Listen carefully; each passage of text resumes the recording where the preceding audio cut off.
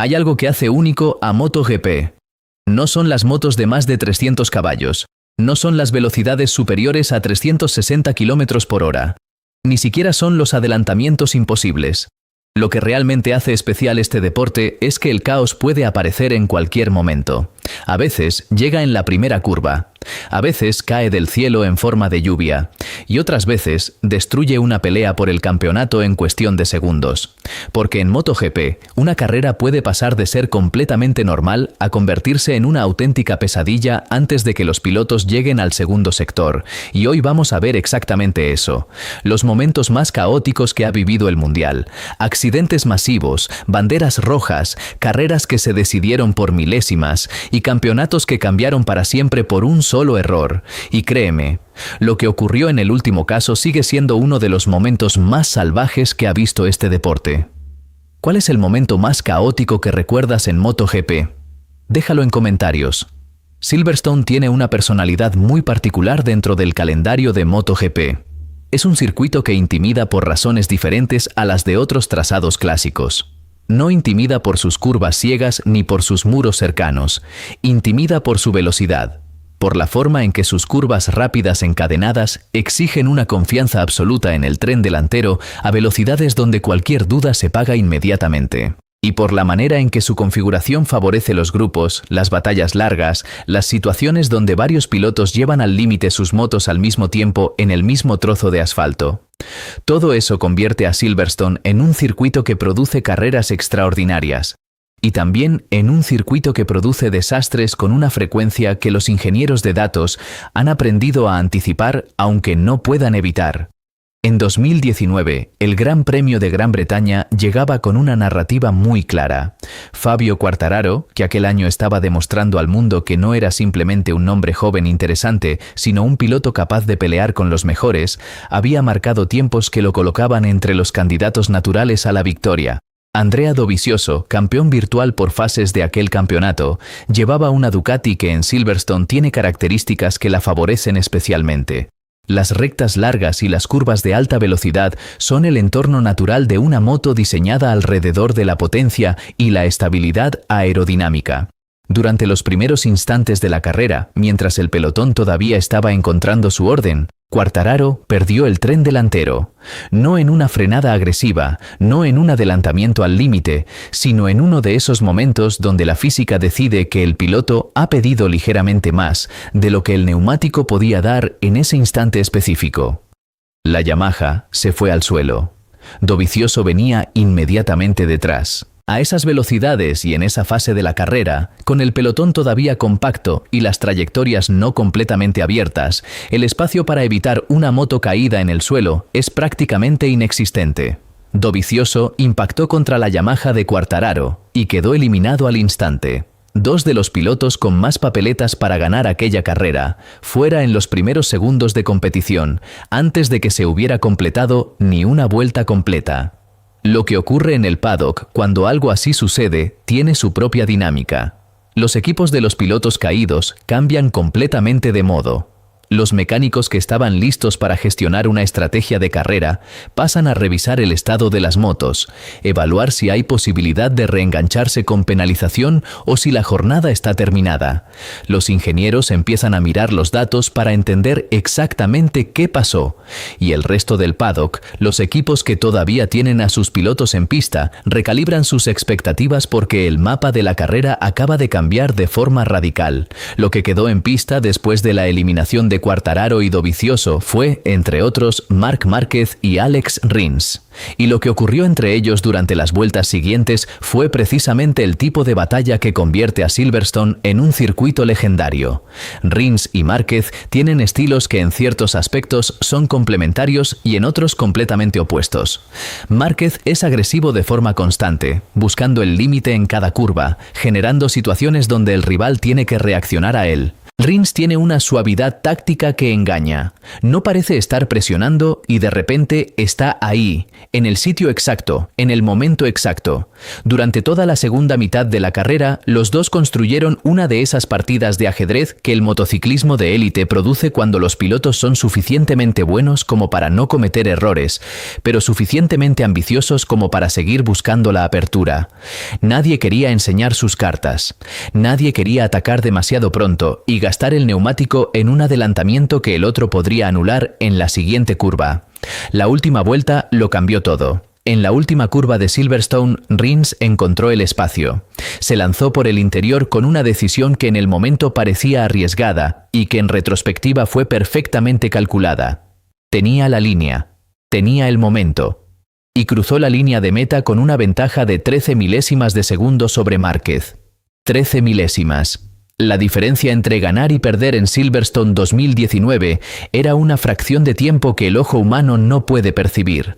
Una diferencia que se construyó durante más de 40 minutos de carrera, que estuvo en juego en cada curva, en cada frenada, en cada salida de box y en cada decisión táctica que ambos pilotos tomaron desde la primera vuelta. Eso es Silverstone, un circuito que en una misma tarde puede ofrecerte el desastre más temprano y la victoria más ajustada. El Autódromo Internacional do Algarve tiene una reputación muy específica dentro del paddock de motociclismo. No es una reputación de circuito peligroso en el sentido convencional del término, es una reputación de circuito impredecible, y esa diferencia es importante. Los circuitos peligrosos generan respeto por razones que los pilotos pueden identificar y gestionar. Una chicane ciega, un muro cercano, una zona de frenada complicada. El peligro tiene una dirección. En Portimao, el reto es diferente.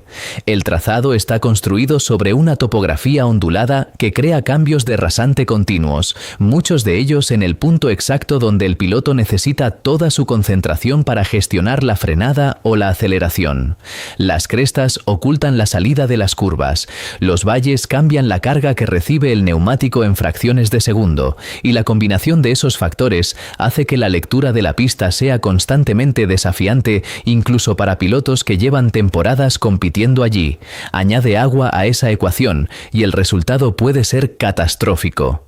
En Moto2 durante el Gran Premio de Portugal de 2022, la lluvia llegó de la forma más inoportuna posible, cuando los pilotos ya estaban en pista con neumáticos slick y la temperatura del asfalto había bajado lo suficiente como para que la mezcla fuera letal. Los neumáticos slick, diseñados para maximizar el contacto con el asfalto en condiciones secas, se convierten en otra cosa completamente cuando el agua elimina la capa de agarre superficial. No reducen el rendimiento de forma gradual, lo eliminan de forma prácticamente instantánea en determinadas condiciones. Lo que ocurrió en la curva donde empezaron las caídas ilustra perfectamente la mecánica del problema. El primer piloto perdió la adherencia. Cayó. Su moto quedó en la trayectoria de los que venían detrás. Pero el problema no era solo la moto caída. Era que las condiciones que habían tirado al primero eran exactamente las mismas que encontraban los siguientes.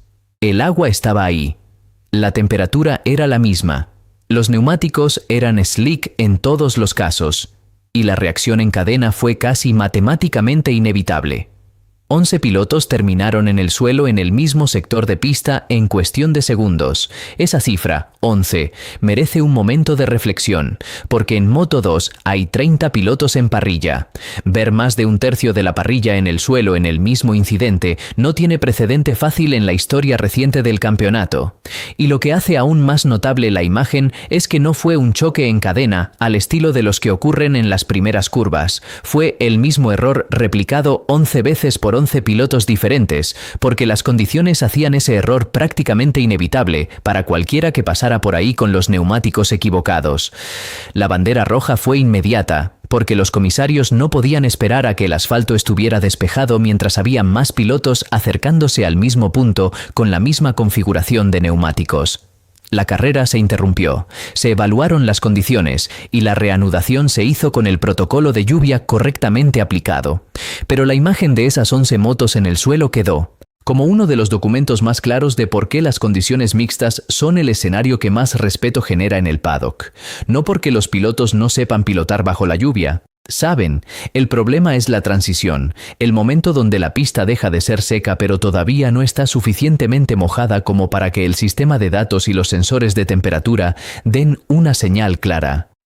Ese instante de ambigüedad es donde el motociclismo de competición se vuelve más brutal. Y Portimao 2022 lo demostró con 11 caídas simultáneas que ningún simulador de carreras habría generado de esa forma.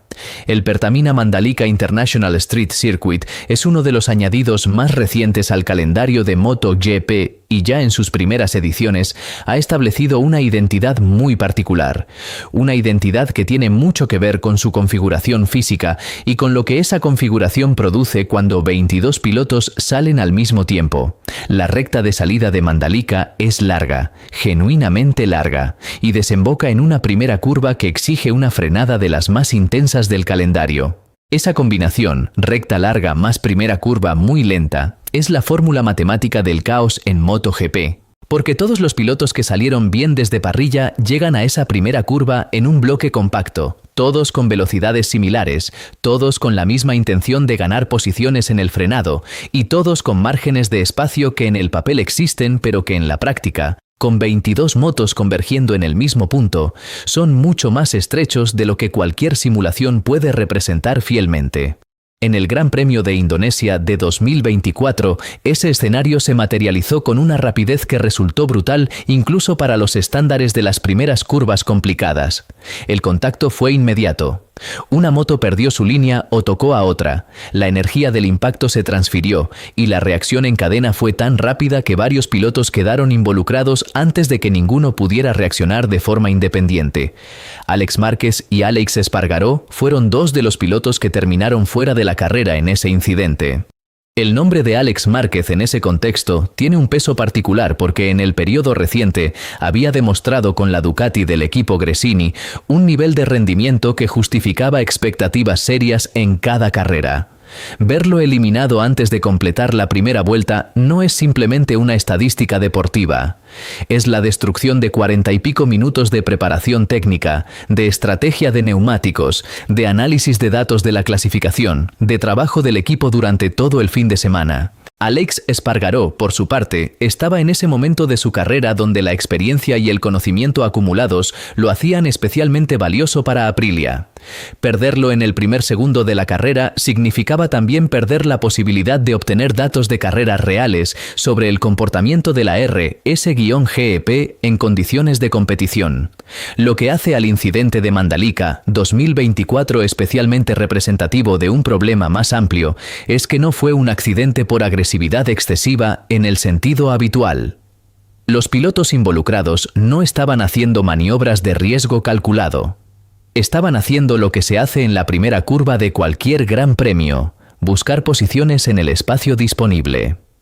El problema es que, en Mandalika, con esa configuración específica de recta larga y primera curva lenta, el espacio disponible es una ilusión que desaparece exactamente cuando más pilotos intentan ocuparlo simultáneamente.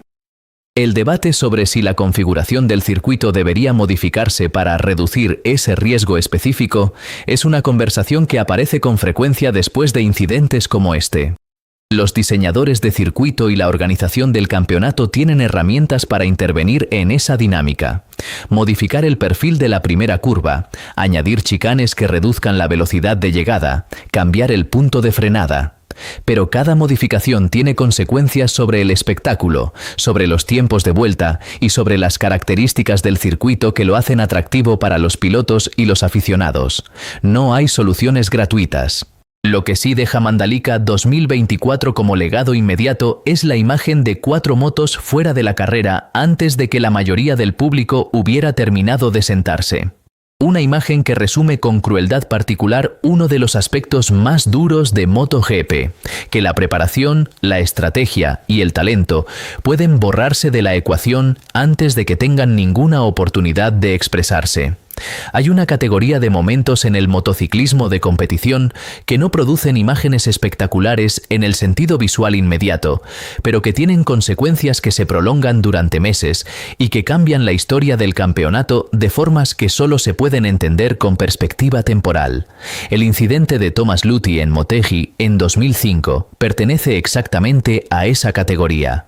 Luthi era en aquel momento uno de los protagonistas del campeonato de 125 centímetros cúbicos, una categoría que en 2005 todavía funcionaba como el laboratorio principal donde los fabricantes desarrollaban a los jóvenes talentos que eventualmente pasarían a 250 centímetros cúbicos y luego a MotoGP.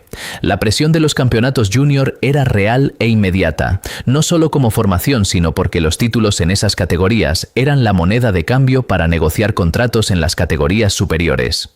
Luthi llegó al Gran Premio de Japón en una posición en el campeonato que le daba una ventaja real, pero no lo suficientemente cómoda como para gestionar desde la distancia. Era el tipo de posición que obliga a seguir compitiendo agresivamente porque cualquier resultado malo propio combinado con un resultado bueno de los rivales directos puede alterar dramáticamente el cálculo del título. En las últimas vueltas, cuando la carrera estaba prácticamente resuelta en términos de posición y de gestión de puntos, ocurrió el accidente. Luthi perdió el control en la última curva. Su moto quedó atravesada en la pista en un punto especialmente inoportuno, en la recta de salida, donde los pilotos que venían detrás llegaban a velocidades máximas sin posibilidad de maniobrar de forma significativa. Un piloto impactó con la moto caída. La violencia del impacto secundario obligó a los comisarios a tomar una decisión que en el reglamento existe como herramienta pero que siempre genera debate cuando se aplica: la bandera roja para detener la carrera. Y con la bandera roja llegó la pregunta reglamentaria que determina el resultado oficial. ¿En qué punto de la competición se toma la clasificación válida? El reglamento en ese momento establecía que si se había completado suficiente distancia de carrera, la clasificación se tomaba de la última vuelta completada por todos los pilotos. Y Luthi, en esa última vuelta completa antes del accidente, estaba segundo. El piloto que había causado el accidente que provocó la bandera roja, el piloto cuya caída había desencadenado todo el caos, terminó clasificado oficialmente en segunda posición. Las reacciones en el paddock ante situaciones así tienen siempre esa cualidad particular de la injusticia percibida que el reglamento crea deliberadamente. Las normas no están diseñadas para producir justicia poética, están diseñadas para producir resultados consistentes en situaciones donde la alternativa es la arbitrariedad total. Pero eso no hace más sencillo aceptar que un error que provoca una bandera roja pueda acabar beneficiando a quien lo cometió. Lo que hace al incidente de Motegi especialmente relevante desde la perspectiva histórica es lo que ocurrió al final de la temporada. Luthi ganó el campeonato de 125 centímetros cúbicos por 5 puntos. 5 puntos es un margen tan estrecho que cada resultado individual de todo el año puede señalarse como potencialmente decisivo. Pero la segunda posición de Motegi, obtenida en las circunstancias más improbables imaginables, fue una de las que contribuyó a esa diferencia final. Hay una matemática oscura en ese resultado. Un error que debería haber costado puntos valiosos terminó costando exactamente 0 puntos.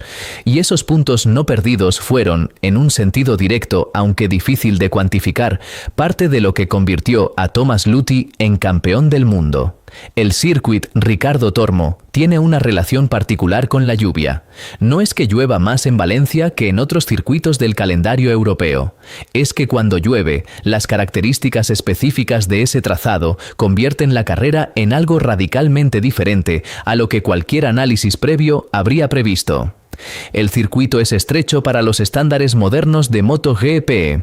Fue diseñado en una época donde las motos eran menos anchas y donde las estrategias de adelantamiento no incluían la sofisticación aerodinámica actual. Esa estrechez, que en condiciones de seco ya limita las líneas alternativas y las posibilidades de maniobra, se amplifica de forma dramática cuando el asfalto está mojado. Porque en mojado, el piloto no puede simplemente abrir la trayectoria para buscar otro camino. Las zonas secas, los charcos, los cambios de agarre dentro de la misma vuelta, tienen una geografía que hay que memorizar en tiempo real, porque cambia vuelta a vuelta a medida que el agua cae o se evapora. En noviembre de 2018, el último Gran Premio de la temporada llegó a Valencia con el campeonato de pilotos ya resuelto en favor de Marc Márquez, pero con la presión de constructores y equipos todavía en juego, y con una lluvia que convirtió la carrera en una prueba donde el objetivo principal para muchos pilotos pasó de ganar a terminar. Márquez cayó. Viñales cayó. Dovizioso, que había peleado el campeonato durante todo el año, tuvo sus propios problemas. Uno por uno, los nombres que habían dominado la temporada fueron desapareciendo de la clasificación o perdiendo posiciones de forma que en cualquier otra carrera del año habría parecido imposible. Lo que quedó al final, cuando los pocos pilotos que habían sobrevivido al caos cruzaron la línea de meta, fue un podio que nadie en el paddock habría sido capaz de predecir antes de que empezara la lluvia. Pol Espargaró subió al podio con KTM. Para entender el peso de ese resultado hay que contextualizarlo dentro de la historia de la marca austríaca en MotoGP. KTM había llegado al campeonato como constructor relativamente reciente en la categoría reina. Había tenido que construir desde cero no solo la moto, sino toda la infraestructura de conocimiento que necesita un programa competitivo en MotoGP. La telemetría, los modelos de simulación, la comprensión de los neumáticos Michelin en condiciones de carrera, la dinámica entre el desarrollo en fábrica y el feedback de los pilotos en pista. Ese proceso lleva años y no tiene atajos. Un podio en esas condiciones podría descartarse como resultado de lluvia, como accidente estadístico de una carrera donde los favoritos cayeron y los demás simplemente sobrevivieron. Pero esa lectura sería injusta. Terminar en el podio en Valencia bajo esas condiciones requería algo más que suerte. Requería gestionar perfectamente los neumáticos de lluvia en un circuito que bajo el agua se convierte en una prueba de precisión constante.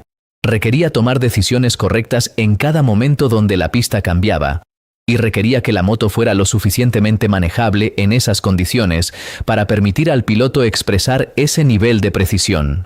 El resultado fue el primer podio de KTM en MotoGP, y aunque llegó en circunstancias caóticas, nadie en la marca intentó minimizarlo con esa justificación. Era real, era válido, y era el punto de partida de una trayectoria que en los años siguientes convertiría a KTM en uno de los constructores más competitivos del campeonato.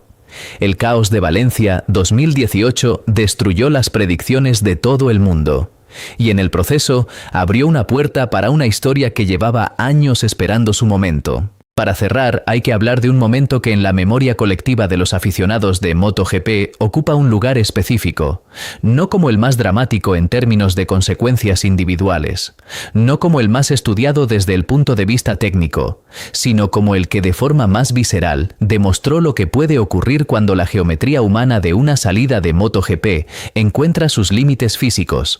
El Circuit de Cataluña tiene una configuración que en su primera curva produce uno de los escenarios más comprometidos del calendario. La recta de salida es suficientemente larga para que los pilotos lleguen al punto de frenada con velocidades cercanas a los 300 km por hora o superiores, y la primera curva, una derecha con radio moderado y con espacio de pista limitado, exige que 20 o más pilotos que llegan en un bloque compacto encuentren simultáneamente su línea, su punto de frenada y su espacio lateral. En 2006, en el Gran Premio de Cataluña, esa geometría imposible encontró el resultado que cualquier cálculo probabilístico habría predicho si alguien hubiera tenido la frialdad de hacerlo antes de la carrera. El accidente en la primera curva involucró a más de media docena de motos en cuestión de segundos. Las imágenes muestran la mecánica del caos con una claridad que resulta casi pedagógica. El primer contacto genera una moto inestable que ocupa espacio de trayectoria que otro piloto ya había comprometido. Ese segundo piloto no puede frenar más, no puede girar más. No tiene escapatoria lateral porque hay otra moto justo ahí. El impacto se multiplica. Las motos vuelan. Los pilotos ruedan por el asfalto. Y en el tiempo que tarda en verse todo esto desde la imagen de televisión, la primera curva de Cataluña ha pasado de ser un punto de frenada a ser una zona de exclusión donde los comisarios con banderas amarillas intentan dar alguna señal de advertencia a los pilotos del pelotón que todavía vienen detrás. La bandera roja fue inevitable e inmediata. Las consecuencias físicas para los pilotos involucrados abarcaron un espectro amplio. Algunos salieron sin lesiones significativas, protegidos por el equipo moderno y por la forma en que rodaron. Otros sufrieron fracturas que los dejaron fuera de las siguientes carreras, y algunos terminaron inconscientes en el asfalto, lo que siempre produce ese momento de silencio en el paddock, donde nadie sabe todavía qué nivel de daño ha ocurrido.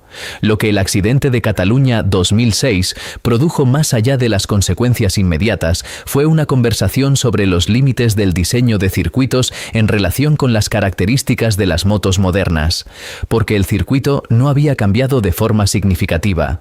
La primera curva era la misma que en años anteriores. Lo que había cambiado era la potencia de las motos, la sofisticación de la electrónica que permitía acelerar más pronto y llegar más rápido al punto de frenada, y el nivel de preparación física de los pilotos que les permitía empujar más tiempo antes de llegar al límite.